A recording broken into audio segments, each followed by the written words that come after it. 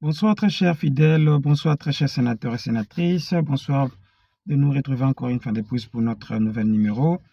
Sincèrement, je suis désolé, peut-être je viens du boulot, vous voyez comment je suis, mais l'histoire de Goma ou bien de l'Est du pays, ça commence vraiment à nous inquiéter. C'est devenu quelque chose qu'on ne sait même pas comment nous en prendre à ça. Le président nous a quand même promis si il attendait quelque chose de brouillé ou quoi que ce soit, il a même utilisé le terme escarmouche. Il allait réagir, appeler le Sénat et l'Assemblée nationale en congrès pour essayer de faire quelque chose. Écoutez, très chers amis,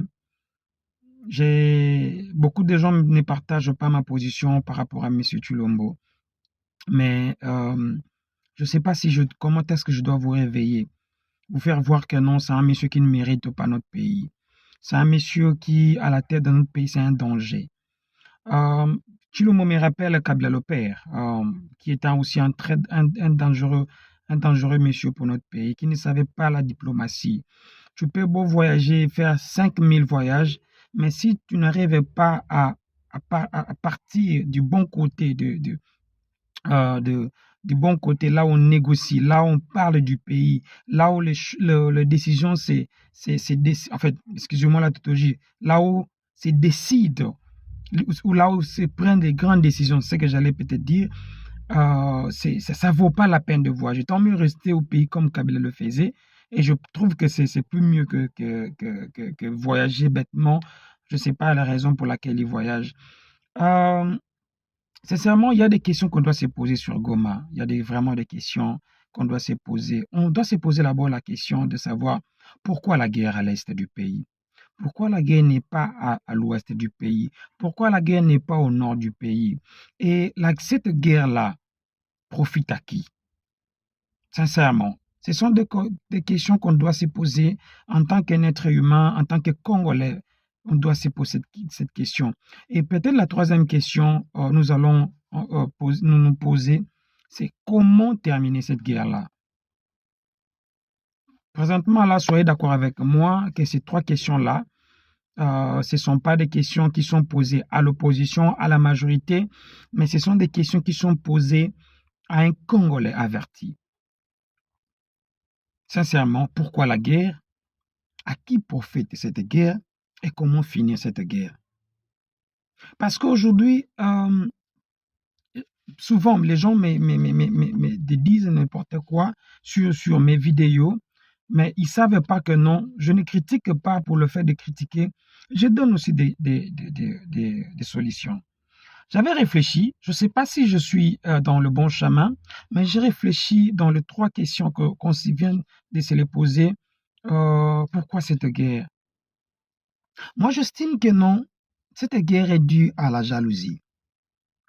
Nous sommes parmi le rare pays au monde qui a 9 pays limitrophes, 9 voisins, 9 pays voisins.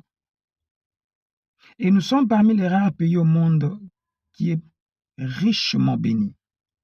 Notre bénédiction n'est pas simplement dans nos sous-sols ou dans nos sols. Notre bénédiction est partout. Et ça dérange le voisin, ça dérange beaucoup de gens. Même pas simplement le 9 voisins, ça dérange même au-delà de nos continents. C'est pour cela ils se sont décidés de ne pas nous laisser tranquilles. Alors j'interpelle tous les Congolais, partout dans le monde, surtout ceux qui sont à l'extérieur du pays, de se battre pour chaque pays qui déstabilise notre pays, que nous puissions aussi à notre tour faire quelque chose. Parce que les gens là qui font la guerre dans notre pays, ils savent qu'un jour où le Congo se décide de bénéficier de ses propres ressources, nous serons un pays puissant. Quand je dis puissant, je maîtrise mes mots, je pèse bien mes mots. Je dis nous serons un pays puissant. Le jour où nous allons gérer nos propres ressources, je commence par les ressources humaines, congolais que nous sommes, que nous gérons très bonnement ces ressources-là. Et nous commençons par le sol, le sous-sol.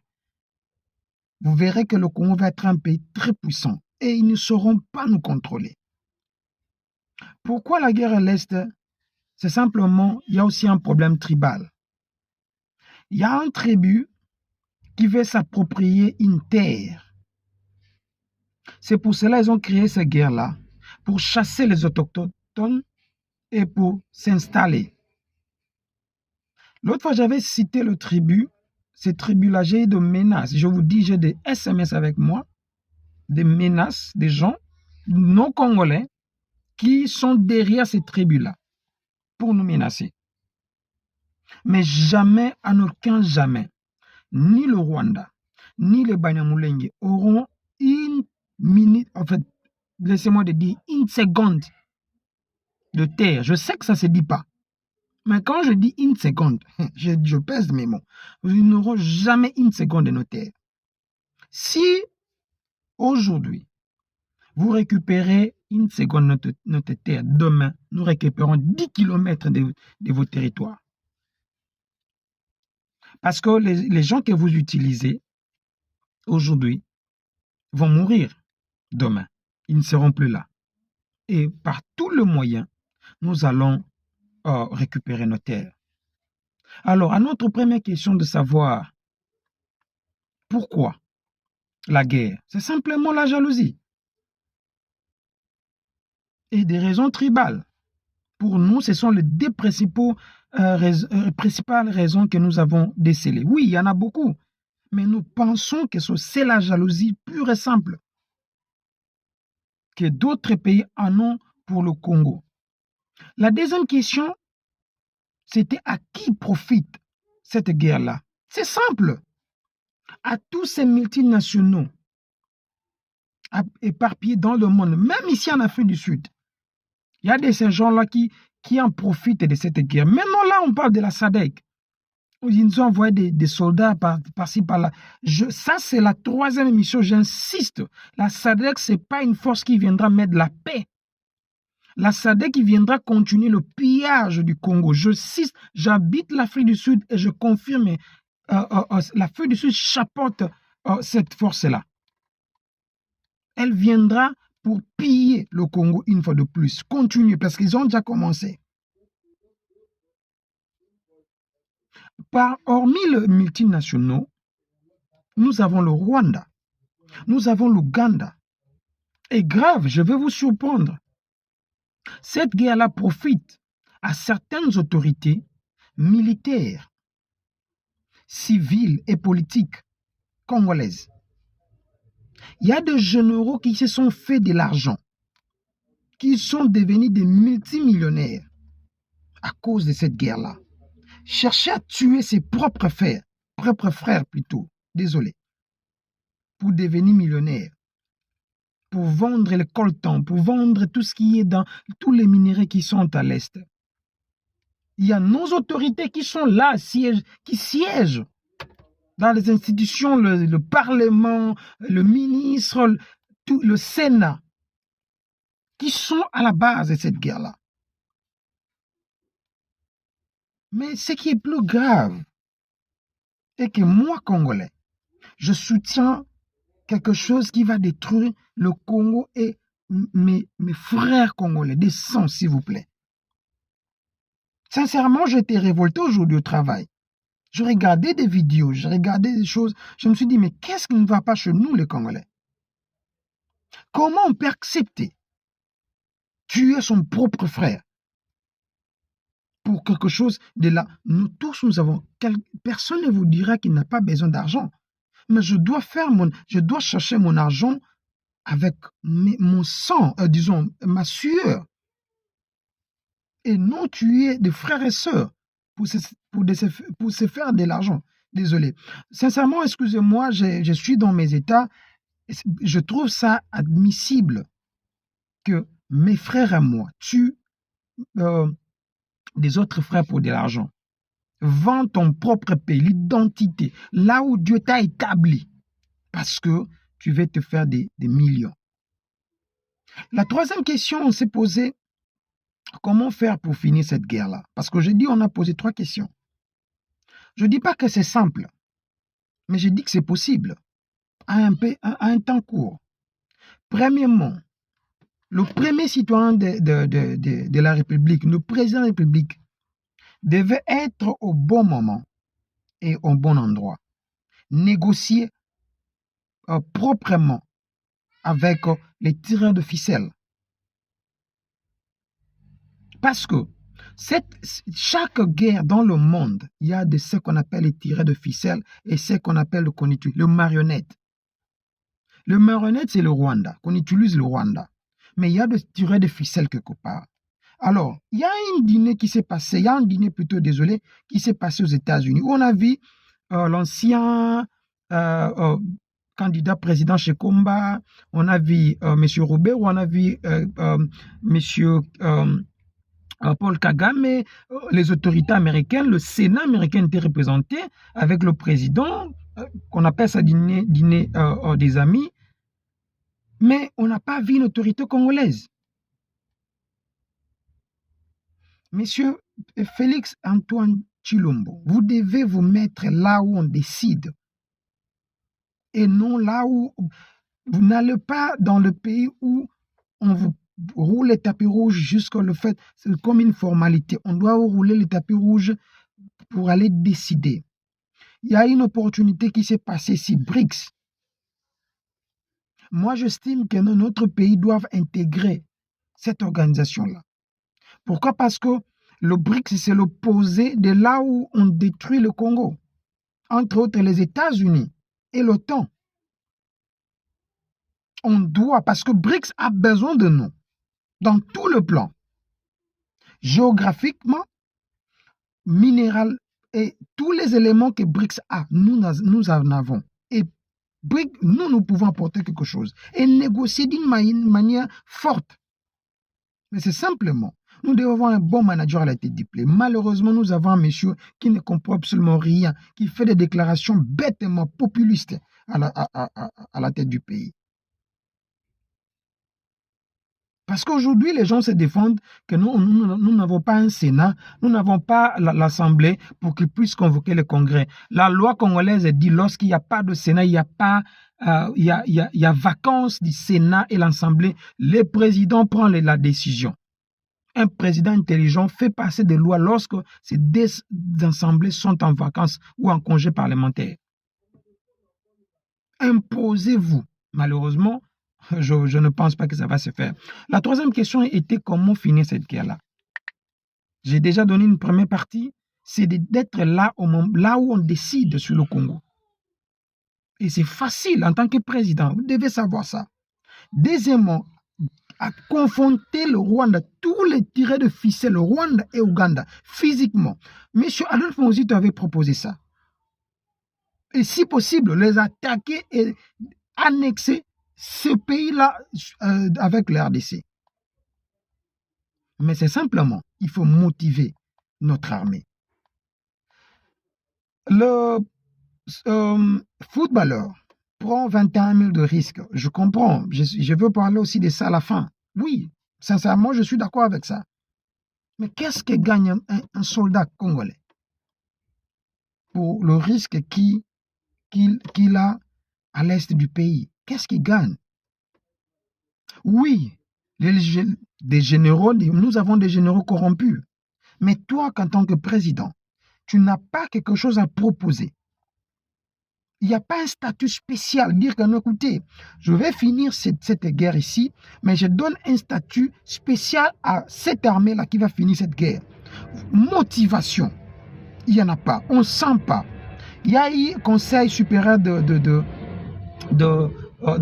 la justice, c'était le lundi. Hier. Des résolutions qui comprennent, ce sont des résolutions bêtes. Un monsieur comme Bemba. Bête, excusez-moi, mais c'est trop bête. Parce que ça, on parle du pays, on parle du Congo. C'est mon identité à moi. Vous ne pouvez pas venir comme ça, faire des déclarations bêtes à la télé, monsieur Bemba. C'est que nous attendons, venant du Congo, nous n'avons pas besoin de réformer l'armée. Avec cette armée-là, faisons la guerre au Rwanda. Faisons la guerre au Rwanda. Sincèrement, aujourd'hui, je suis venu uniquement pour proposer. On a posé 3 questions. On a répondu à ces 3 questions. Suivez très très bien ce que je dis. Parce que nos amis, nos frères et sœurs ont souffert, continuent à souffrir. C'est vraiment accueillant, ça fait mal. Chaque fois, c'est Goma, c'est Goma, c'est Goma. Mais comment on peut avoir, on peut faire une fête à Kinshasa au moment où il y a des autres qui meurent? Dans notre page, la justice aujourd'hui le procureur général a reçu les députés, tous les députés là qui ont été invalidés à la CENI, a été invalidé par la CENI. Leur dossier était recevable, malheureusement non fondé, c'est-à-dire le monsieur Bouchab, le monsieur tout ça. Malheureusement, vous n'allez pas être député, donc tournez la page, pensez à autre chose. C'est bien beau parce que vous êtes devenu, vous avez fait la politique comme votre profession, alors que la politique, ce n'est pas une profession. Retournez à vos occupations ordinaires, pensez à autre chose, attendez à ce que l'autre mandat puisse arriver. Et l'Ensemble pour la République s'est réuni aujourd'hui et a vraiment donné des résolutions qui vont siéger à l'Assemblée nationale, et ils vont vraiment poursuivre la CENI par rapport à cette hold-up électorale de ces 2023. Et en même temps, ils vont aussi poursuivre tous les candidats qui ont les détenteurs de machines à voter plutôt dans leur maison. Toutes les vidéos que nous avons vues par-ci par-là, ils vont poursuivre ces candidats-là pour essayer de voir clair. Parce que selon eux, les choses ne s'étaient pas bien passées, alors ils veulent voir clair par rapport à ça. Et par rapport à notre page sport, je dirais sport et religion, nous avons suivi la déclaration de monsieur, du pasteur Marcelo, qui avait dit que non, selon lui, ils sont en pleine gêne et ses fidèles, ils ne peuvent pas suivre le match de l'RDC. Il leur interdit de célébrer, tout ça. Je dirais, monsieur Marcelo,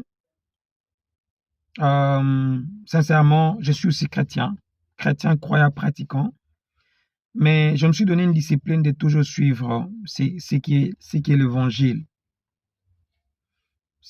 Vraiment, nous sommes fatigués avec vos pensées.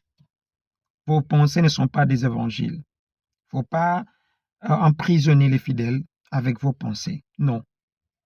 Ce que vous pensez ne viennent pas de la Bible. Alors, il ne faut pas faire quelque chose, créer de nouveaux péchés. Non. Écoutez, ça c'est la nation. C'est là où Dieu a établi tes fidèles congolais. Quand on parle du drapeau, de l'emblème, de l'hymne national, si le président de la République le célèbre, qui es-tu, Marcelin, pour dire que non, on n'a pas le droit? Moi, sincèrement, je pense que la justice devait même se saisir de cette situation. Ça, c'est jeter de la salive à la nation. Si ce n'est pas l'évangile, messieurs, n'amenez pas vos histoires comme ça, le fidèle et tout ça. Bon, je demande aussi aux fidèles de commencer maintenant à tamiser. Parce que nos pasteurs veulent se faire des dieux. Ils ne sont pas des dieux. Ce que vous faites, ce que vous dites, ça engage que vous, en tant que personne, Marcelo, et non l'évangile, et non la révélation. Nos léopards, très bonne chance. On veut vous voir à la finale. On veut que vous puissiez nous ramener la coupe. Sincèrement. Ça fait tellement longtemps que nous avons besoin de ça. Cette coupe-là va être dédiée pour les victimes de Goma. Faites-nous plaisir, que Dieu vous aide, que nous puissions célébrer, même si nos frères sont en train de pleurer. Je vous aime bien, que Dieu bénisse le Congo. Abonnez-vous à ceux qui ne sont pas encore abonnés. Partagez nos vidéos, nous avons besoin de vous, de vos soutiens. Appelez-nous comme d'habitude pour nous donner des informations. Nous allons parler bientôt de barème salarial parce que nous avons eu des informations par rapport à ça. La présidence reçoit combien, le huissier et les autres.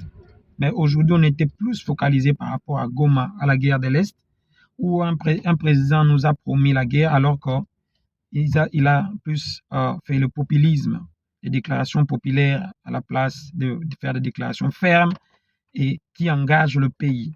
En tant que président, si tu trouves que tu n'es pas capable, il ne faut pas dire des choses pareilles. Je vous donne rendez-vous à notre prochain numéro. Le Congo soit béni, comme toujours, et vive la CAN et le groupe est à nous.